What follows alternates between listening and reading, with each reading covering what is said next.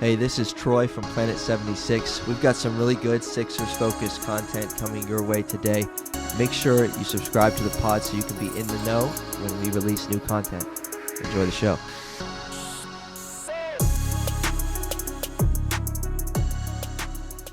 Welcome, everyone. Planet 76, episode 109. Is that right? Yes, sir. Yes.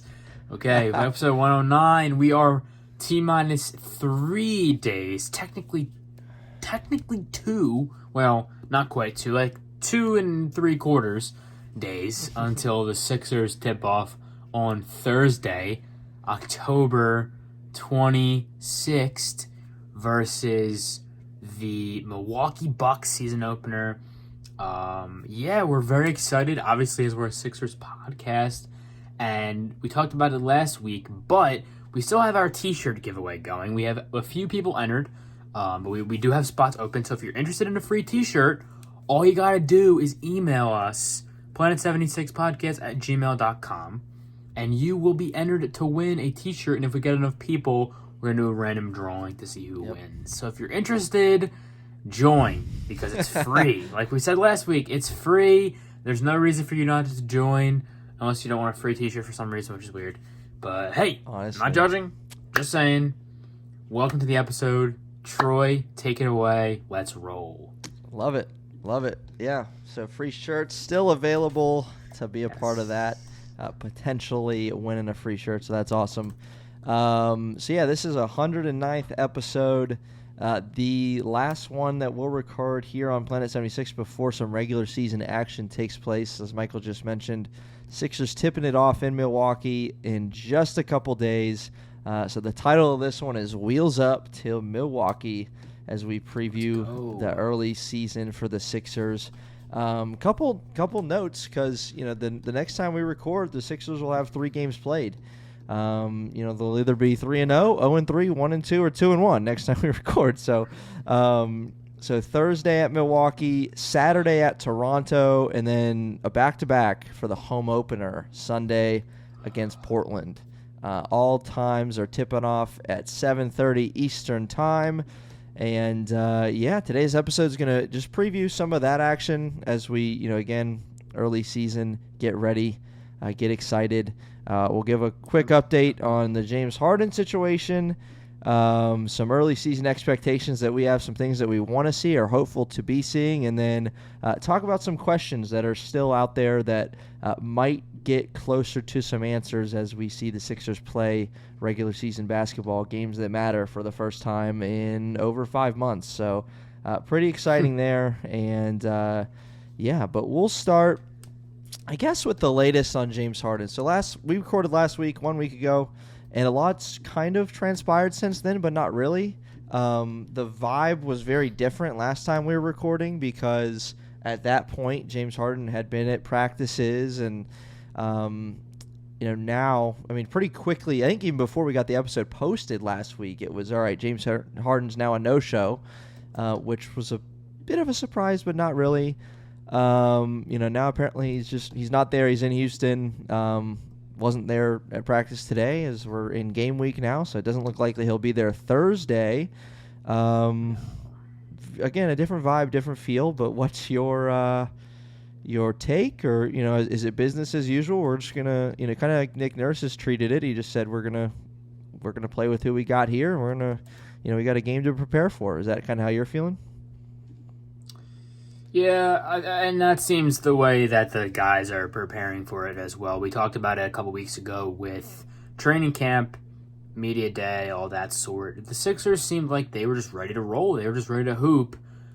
And regardless of whether or not Harden was there, the guys are ready to play. Nick Nurse is ready for the season. This dude's a pro. He's not concerned with Harden being there or not. He wants Harden to be there, as he said, but he's not concerned with it. It's not going to keep him up at night, and I don't think it's going to keep the players up at night either. I can't speak today. So I think they're all ready to play. I think they're all ready for the season to start. What we saw, heard from training camp would also indicate this. And I'm ready for the season to start, too. I want Harden to play for the Sixers. I talked about it in length in this podcast. I think they're better with him. I think he's better if he's playing for them.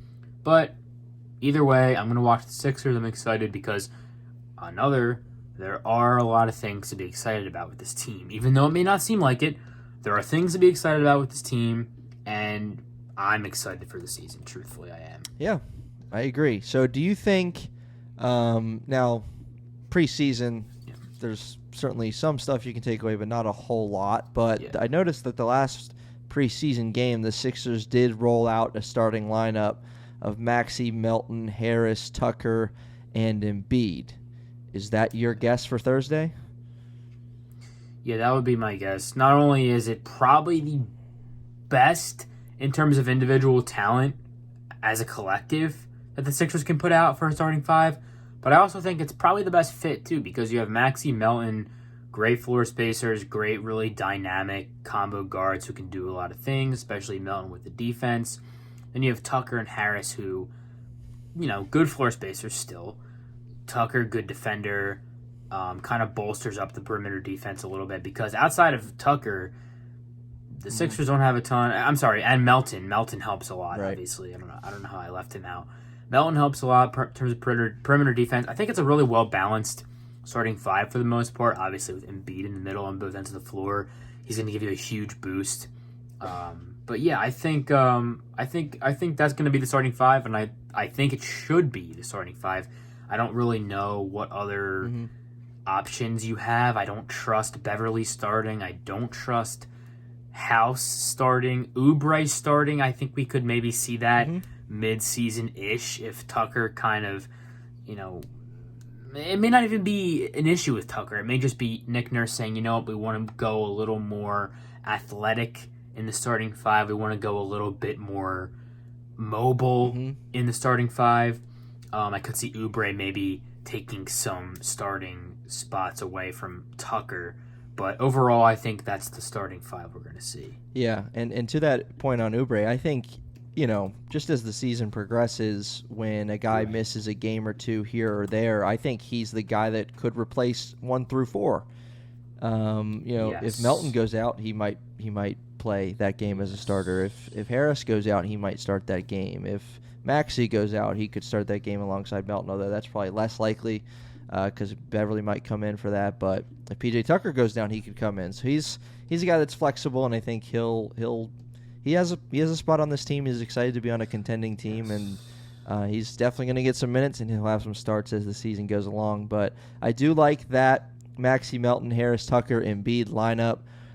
That's on paper, that's a team that's going to win some games. Like, again, regardless of the Harden situation, this is a talented team. I don't think either of us are going to sit here and try and lie to ourselves to think that that team's the favorites in the Eastern Conference.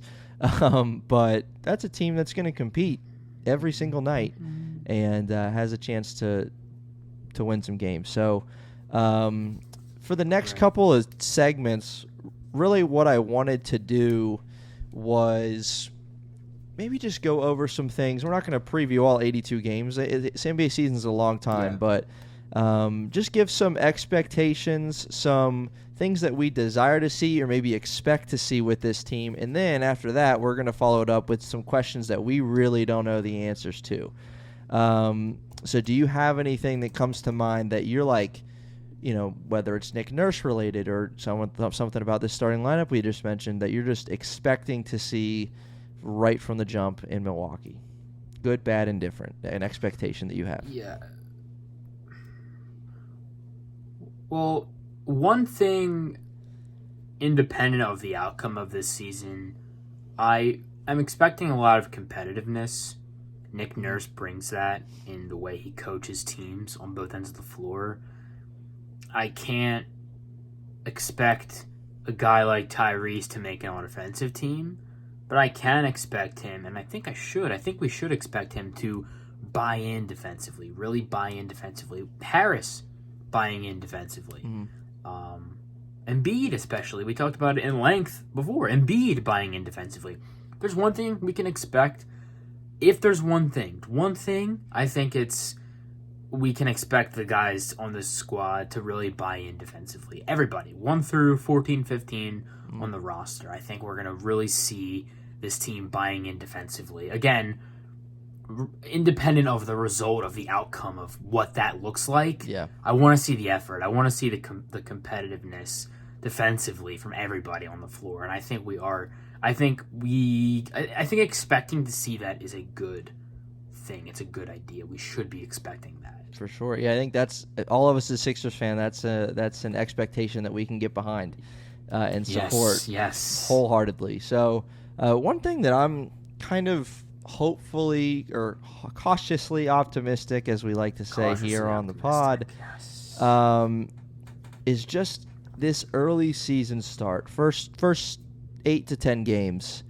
My expectation is that if they come out and play well, meaning play well winning some games, the urgency of this whole James Harden moving him thing is going to not be as high.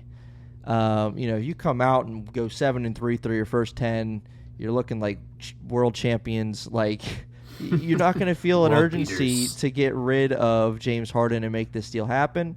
However, high risk, high reward. I think the opposite of that's true. I think you come out 2-8, 3-7, everybody is going to be talking. Everybody's going to be feeling this urgency.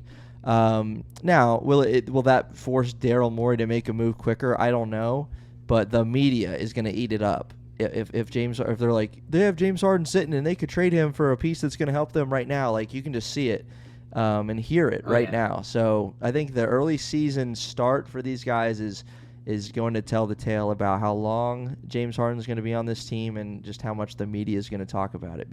And I think this team, I think Nick Nurse desires to shut the media up and just start playing well out the gate. And James Harden, he's going to move eventually. We understand that, but if you start well and continue to play well through the majority of the season, it doesn't matter when the trade happens.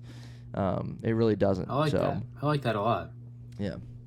I like your point too. Just the difference that Nick Nurse is going to make defensively is going to be huge, and I'm excited. We know we're going to see some different schemes, some different things, some different looks, some different players playing together, which is one of my big questions that we're going to transition to now. But it's going to be fun to watch. But one of my big questions entering into the season is this whole idea of Paul Reed and Joel Embiid playing together.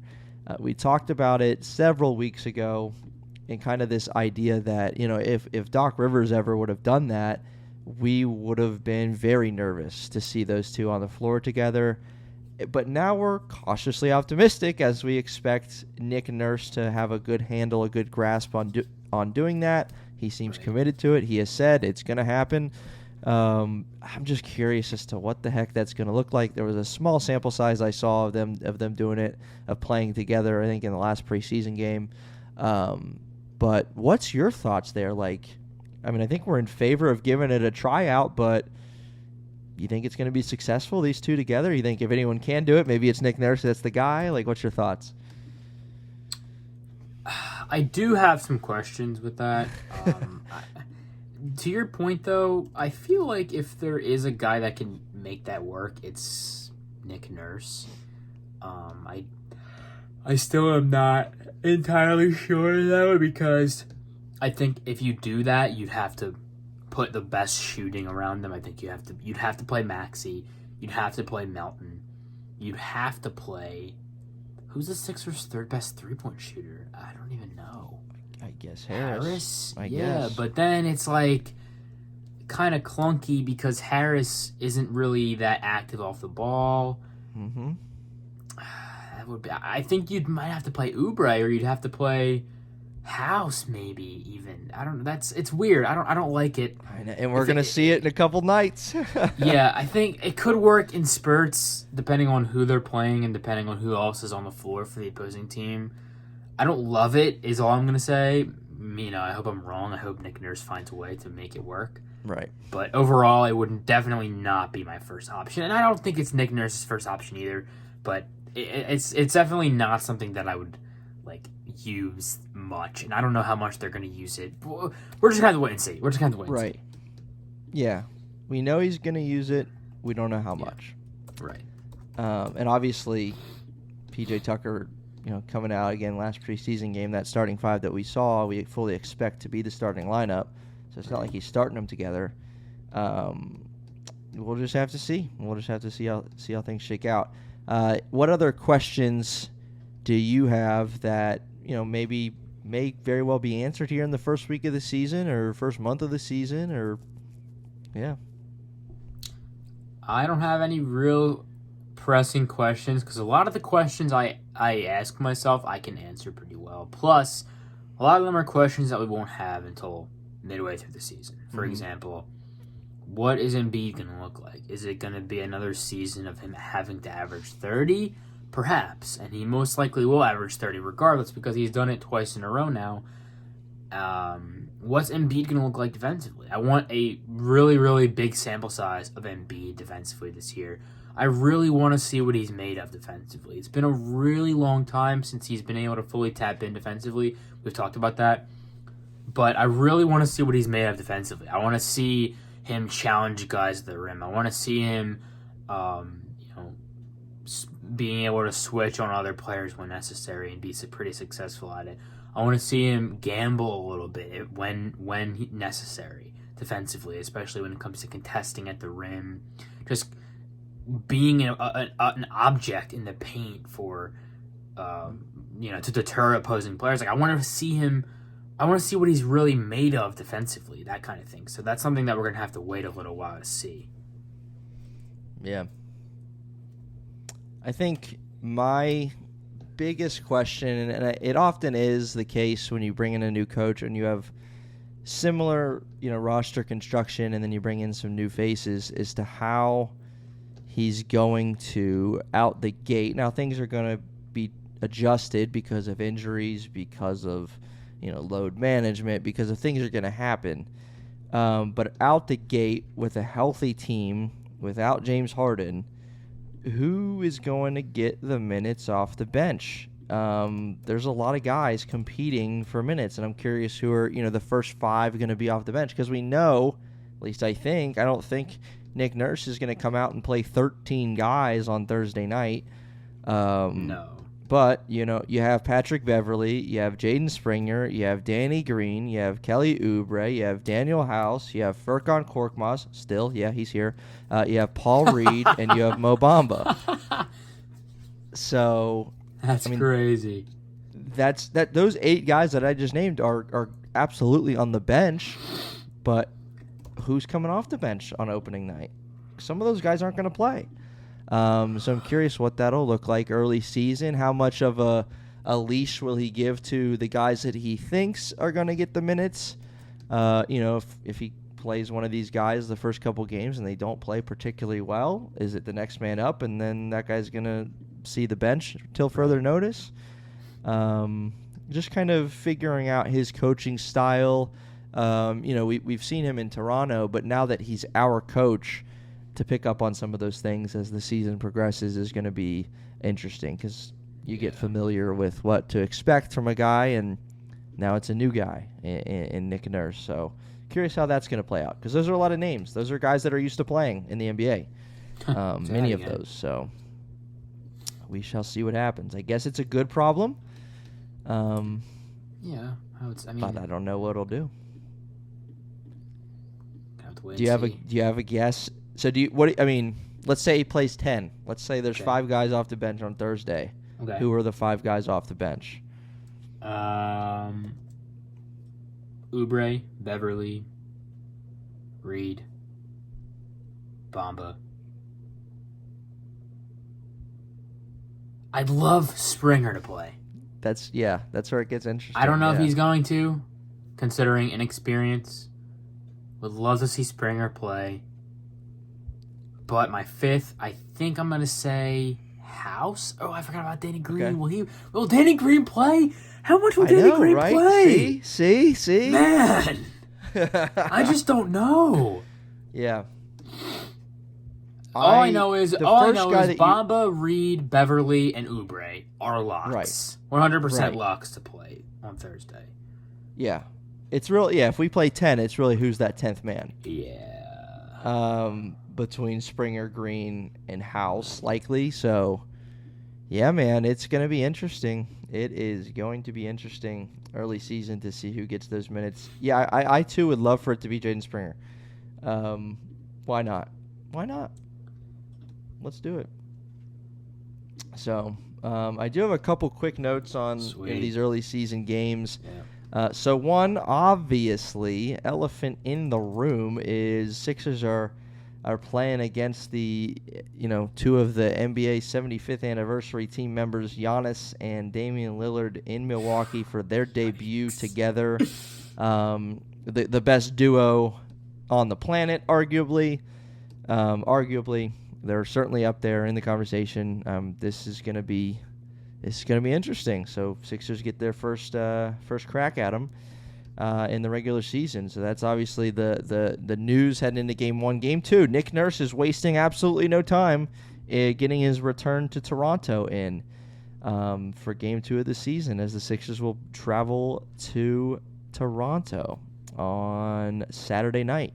So Nick Nurse wasting no time there. And then, like I said, the first back-to-back of the season is the game after that. Sixers home debut against Portland. Matisse Thybulle and company will come to town. I couldn't remember if this was Matisse's first visit to Philly, but he was here last year with the team. And, yes, the second of the back-to-back at home. It opens up 5 straight at home for the Sixers. So the first 2 on the road and then 5 in a row at home. All right, so any final pieces to add, thoughts on any of those 3 games, Milwaukee, Toronto, Portland, or any other interesting nuggets to add before we close out episode 109? I have no thoughts. I would like to send a message, though, to those watching and or listening. And what I'd like to say is take the first 35 games, 40 games of this season. Watch games. Huge emphasis on watch games, because I know a lot of you did not watch the Sixers last year. Don't lie. It's okay. I know a lot of you did not watch the Sixers last year. Take 35, 40, 45 games. Just watch the Sixers. Don't make any conclusions about the team. Just observe. Look at what you see. Watch games. Check out the numbers afterwards to back up what you see. When 50 games rolls around, we can really say, okay, the Sixers are this. They are this. They are that. This is where they're going to end up. This is the kind of team they are. We need that much time. We need that many games. Especially because how many games is James Harden going to play? We cannot fully evaluate the Sixers if Harden's not playing. He's a member of their team. Unless he's traded, he's a member of their team. Without him, they have a huge hole in the roster. And there's a lot missing. You can't fully evaluate a team if they are not a healthy, full team with all their players playing. So we need a huge sample size of the full team, and we need their full team playing, which we're not going to have for no idea how long. So take 45, 50 games. Just watch the team. And then when that rolls around, we can really say, okay, here's how the Sixers look. Here's what kind of team they are. Yeah, I think that's fair. It is such a long season. Yes. It just is. It is such a long This season. isn't the NFL. And there's not 16 games. There's 82 Right. games in this season. That's a lot of time to see what kind of team this is. Yep. So, but it all starts in Milwaukee on Thursday. Michael and I both are excited. I hope you guys, as Sixers fans, are excited as well to get the season underway. And be sure to tune in to Game 1 of 82. Let's go. On Thursday night in Milwaukee on TNT for the season opener. Wheels up to Milwaukee, and let's get this season underway here on Planet 76. We'll be sure to have it all covered for you. As the games turn to weeks, the weeks to months, we'll be here on Planet 76. We'll see you next time. If you are a Philadelphia 76ers fan, this is the podcast for you. Planet 76, a weekly podcast covering all things Philadelphia 76ers. We'll see you next time.